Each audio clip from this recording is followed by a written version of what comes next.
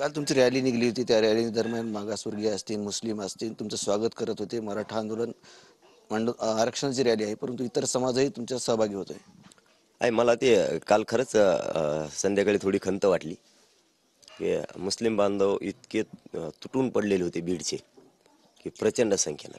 आणि मराठ्यांनी सुद्धा काय करायला पाहिजे, जे आपल्या मदतीला येतो ना त्याच्या सुद्धा सोबत राहायचं, शिकायचं. आता इथून पुढं उगाच सोबत येणाऱ्याला नाव ठेवायचं, न येणाऱ्याला मित्र म्हणायचं, हे थोडं आता आम्हाला मराठा समाजाला समजून घेणं गरजेचं. काल मुस्लिम समाज प्रचंड संख्येनं तुटून पडला होता. पाणी वाटायचा, काय काय करायचं, स्तुती करायला गेली. ते मी काल भाषणात विसरून गेलो, त्यामुळे मला रात्री खूप खंत वाटली या गोष्टीची.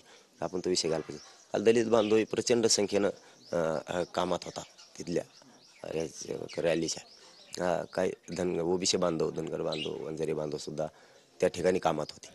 त्यामुळं काय साथ सगळ्यांची आणि समाज सगळा सोबत. मुस्लिम बांधवांच्या आरक्षणाचा सुद्धा मुद्दा मराठा समाजाला घ्यावा लागणार 100%. कारण बंजारा बांधवांचा तर त्यांना तर घेतलेलाच आहे आपण तो. आणि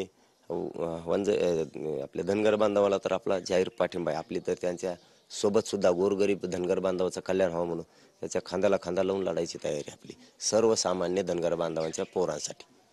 त्यामुळं समाज सगळा सोबत आहे. आणि नेमकं तेच त्याचं दुःख नाही की मराठी ओबीसी आरक्षणात गेले, आपण काय करा. त्यामुळे ते बरं होतं. त्याला आता महत्त्वच द्यायचं नाही. खरं सांगतो मी, त्याला मी महत्त्व द्यायचंच कमी करणार आहे.